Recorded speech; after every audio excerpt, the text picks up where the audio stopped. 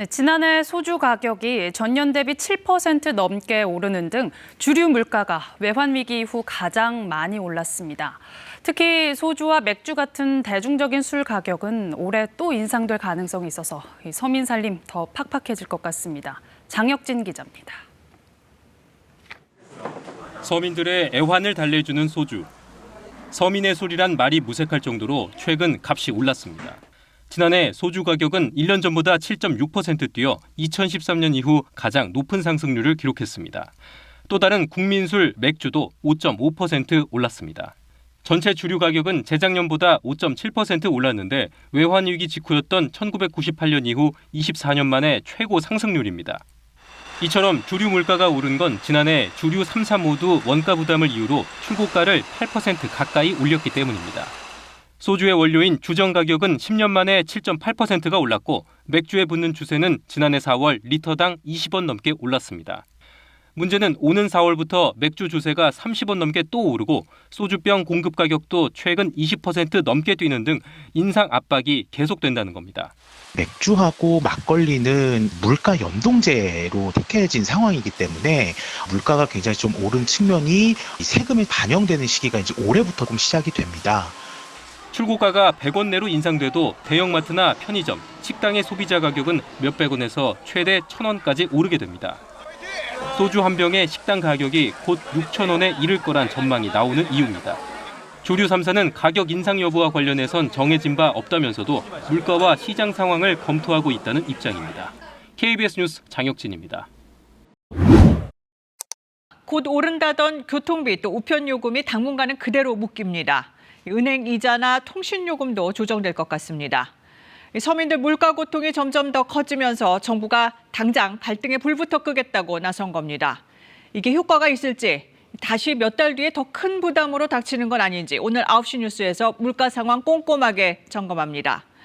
먼저 월급 빼고 다 올라서 살기 팍팍해진 우리 이웃들 박찬 기자가 만나봤습니다. 20대 청년 마이룬 씨. 아르바이트 계약 기간이 끝나 최근엔 실업급여를 받고 지냅니다. 월세에다 통신비, 대출이자 등 고정 생활비만으로도 빠듯한 상황. 엎친 데 덮친 격으로 지난해 말 가스요금, 올해부턴 전기요금이 또다시 올라 한계 상황에 왔습니다. 예전에는 그냥 한 5분의 1 정도였는데 이번에 20만 원이 돼서 한 3분의 1 정도 제가 내는 고정 비용에서 차지하는 것 같아서요. 생계비에서 난방비 비중이 큰 취약계층일수록 지난달 추위는 특히 매서웠습니다. 도시가스가 들어오지 않는 지역에 사는 노부부. 이번 겨울엔 전기보일러 온도를 2도 낮췄습니다. 마음 편히 불을 떼며 보냈던 1년 전과 비교해보니 난방비가 10만 원 가까이 올랐습니다. 소득이라곤 다달이 노령연금 등 90만 원이 전부인데 절반 가까운 41만 원을 내게 생겼습니다. 수입이 없으니까 어떻게 보면은 생활하는 거는 거의 빈민 수준인데 20만 원 더 나간다 그러면은 나머지는 더 아주 줄여야 되는 거니까 굉장히 힘들죠. 지난달 전기, 가스, 수도요금이 1년 전 같은 기간보다 28% 넘게 폭등한 데 이어 지자체발 공공요금 인상 압력도 커지고 있습니다. 서울에선 택시 기본요금이 이미 올랐고 당장 급한 불은 껐다지만 대중교통 요금 인상도 마냥 늦출 수 없는 상황입니다. 오를 대로 오른 대출금리, 건강보험 요율 인상도 가계에 주름살을 더하고 있습니다. 월급은 오르지 않았는데 고정비는 계속 오르는 항목이 있다 보니 계속 부담으로 다가올 것 같습니다. 전방위적인 물가 상승 추세 속에 정부는 이번 달 소비자 물가도 지난달에 이어 5% 안팎으로 뛸 것으로 내다봤습니다. KBS 뉴스 박찬입니다. 스튜디오에 김광석 한국경제산업연구원 연구실장 나와 있습니다. 자, 어서 오십시오. 네, 안녕하세요. 자, 그야말로 전방위적인 대책 주문입니다. 정부가 지금의 고물가 상황을 얼마나 심각하게 지금 받아들이고 있습니까? 네, 이 고물가 상황이 얼마나 심각한지 제가 세 가지 사례를 들어서 설명을 좀 드려볼까 합니다. 예. 첫 번째인데요. 예. 제가 쓰는 이제 수첩입니다. 네. 이 수첩 가격이 1,000원에서 2,000원으로 올랐어요. 예. 몇 퍼센트 올랐습니까? 100% 올랐죠. 100% 올랐죠. 예. 그럼 2,000원에서 3,000원으로 오릅니다. 몇 퍼센트 올랐습니까? 50% 올랐죠. 이게 중요한 이야기입니다. 물가 상승률이 떨어질지라도 예. 물가는 안 떨어지는 거죠. 계속 오르는 거죠. 여전히 1,000원씩 오르는 거죠. 예. 그러니까 물가 상승률이 정점 찍고 떨어진다 하더라도 물가는 안 떨어지기 때문에 서민들의 물가 부담, 체감 물가는 여전히 높을 수 있다라는 예. 거 중요한 거고요. 예. 두 번째, 물가 상승률이 어쨌든 5%대를 유지한다라는 것은 예. 작년에도 100만 원 소득이 있었고 올해도 100만 원 소득, 똑같은 명목 소득이 있다 하더라도 예. 그 돈을 가지고 살 수 있는 물건의 개수가 자꾸 줄어들음을 의미합니다. 예. 결국 모두가 가난해지는 그런 심정을 느낄 수 있죠. 그만큼 심각한 것이고요. 예. 그다음 세 번째는요. 물가가 이렇게 안 잡히는 상황이 지속될 경우 예. 추가적인 기준금리를 인상할 수밖에 없습니다. 긴축적으로 통화정책을 단행해야 되죠. 예. 그러면 더 강한 경기 침체로 몰고 오는 거죠. 이렇게 물가 잡을 때는 반드시 물가 잡아야 된다라는 사인, 예. 굉장히 엄중하게 이 물가에 대해서 인식하고 있다. 이렇게 해석해 볼 필요가 있겠습니다. 말씀을 들어보니까 지금 굉장히 심각한 상황인 것 같은데 네. 정부가 대책 또 민간도 대책을 내놨습니다. 그렇습니다. 하나씩 살펴보겠습니다. 네. 자, 일단 상반기에 공공요금 최대한 동결하기로 했습니다. 자, 그러면 전기비, 가스비 동결됩니까? 네, 일단 전기비와 가스비 같은 경우는 인상 폭을 좀 조절하고요. 예. 인상하는 속도도 좀 조절해 나가겠다 예. 하는 방침인 겁니다. 예. 그리고 고속도로 요금, 철도 요금, 우편 요금 같은 경우는 상반기 중에는 어쨌든 동결하자. 예. 상반기 중에는 고물가가 완전히 안 잡히니까 쉬었다 가자라는 아예 올리지 뜻이고요. 않겠다. 그렇습니다. 그리고 교통요금, 상하수도 요금 같은 경우는 최대한 인상을 자제하겠다라는 방침이라고 볼 수 있겠습니다. 이번 대책에 네. 난방비 급등으로 인해서 취약계층 네. 좀 어려움이 더 큰데 네. 추가 대책도 나왔죠. 소개해 주시죠. 예. 그렇습니다. 추가 대책 우리가 주목해 봐야 될 텐데요. 등유와 LPG를 사용하고 있는 취약계층이 있겠죠. 예. 여기서 취약계층에는 기초생활수급자 혹은 차상위 계층이라고 예. 볼 수 있겠는데요. 이 취약계층에게 59만 2천 원의 지원을 해주겠다라는 예. 대책인 것이고요. 또 가스요금 분할 납부 대상을 소위 그전에는 그 취약계층에 한정했었는데 예. 소상공인에게도 확대를 해서 이렇게 요금을 지원해주겠다, 분할 납부할 수 있도록 기회를 주겠다라는 방식이니까 어쨌든 이런 에너지 요금이나 이런 것들을 지원해주겠다라는 방침, 이 물가 문제를 현실적으로 어떻게 극복할지를 고민한 흔적이 많이 남아있다고 해석해 볼 수 있겠습니다. 대상을 좀 넓힌다는 그런 의미인 것 같은데요. 그렇습니다. 자, 어제는 금융권에 대해서 고통 분담이 나왔고 오늘은 통신의 업체에 대해서 고통 분담을 하자 이런 네. 얘기가 나오고 있는데 네. 고물가의 부담을 어떻게 좀 나누겠다는 겁니까? 네. 일단 이동통신사 가입자가 예. 우리나라에 5,500만 명이나 됩니다. 거의 대부분. 거의 대부분입니다. 그런데 이 이동통신사 같은 경우는 이 통신사 3사가 거의 절대적인 비중을 차지하고 있죠. 예.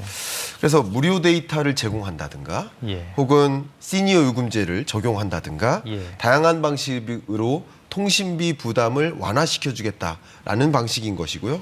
또 은행 같은 경우도 비슷합니다.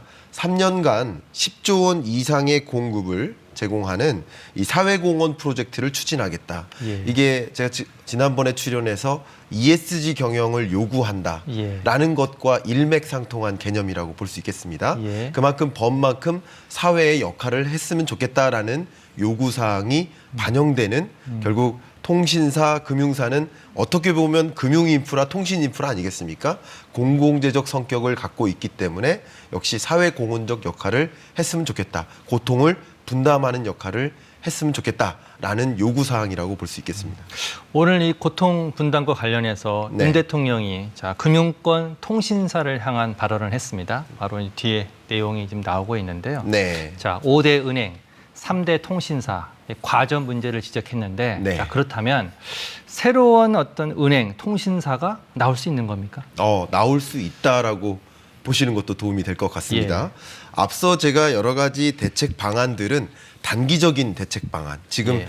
23년 상반기 중에 엄청나게 높은 고물가 부담을 완화하기 위한 특단의 조치들이라고 볼 수 있겠고요. 예. 구조적으로도 뭔가 대응 전략을 강구해야 된다라는 해석인 건데요. 통신사 같은 경우는 제4의 이동통신사를 출연시킬 수 있겠다라는 예. 가능성을 열어놓은 것이고요. 은행 같은 경우도 인터넷 전문 은행이 대면 금융 서비스업을 진출할 수 있도록 예. 규제를 완화하는 거죠. 결국 5대 은행 시장 점유율이 벌써 수신의 경우 63.4%, 예. 여신의 경우 74.2%나 됩니다. 압도적이네. 네, 예. 무선통신 서비스 점유율도 3대 통신사가 83.3%를 차지합니다. 예. 결국 과점적 영향력을 행사하고 있기 때문에 이 경쟁을 부추기고 제4의 통신사, 제5의 6의 또 금융사를 런칭함으로써 결국 경쟁을 부추깁니다. 경쟁을 부추기면 자연스럽게 서비스의 질이 높아지죠. 가격은 떨어지고 내려갈 수 있는. 그런 환경을 구조적으로도 만들 수 있다라는 가능성을 내비친 모습이라고 볼 수 있겠습니다. 자, 우려스러운 건 이번 달도 소비자 물가 상승률이 5%, 네. 고물가가 예상이 되고 있는데 앞서 말씀하신 그런 단기적인 대책들, 네. 자, 우리가 좀 체감적으로 느끼려면 언제쯤 효과가 나타날까요? 네, 그 효과는 좀 안타깝게도 올해 끝자락이 돼야 되지 않을까. 올해 연말. 네. 예. 23년 상반기 물가 상승률은 4.2% 정도, 예. 하반기는 3% 정도. 예. 그러면 하반기 끝자락이 되어야 2%대 물가 상승률을 만날 수 있다. 예. 다만 제가 강조했듯이 물가 상승률이 목표 수준에 부합하게 거의 갈 수는 있지만 여전히 여러분이 체감하시는 예. 물가는 계속 오르는 것이다. 예. 이렇게 말씀드리도록 하겠습니다. 자, 마지막으로 고용 문제 좀 짚어보겠습니다. 네. 물가도 문제인데 고용 시장도 지금 얼어붙었습니다. 네. 그게 이제 수출 부진 때문에 그렇습니다. 그런 건데 이게 네. 어느 정도 지금 심각한 겁니까? 경기가 이렇게 침체 국면으로 가다 보니 또 수출도 줄어들다 보니 기업들이 설비 투자 용량을 줄입니다. 예. 그래서 고용 충격이 후순위로 이렇게 나타나는 모습인데요.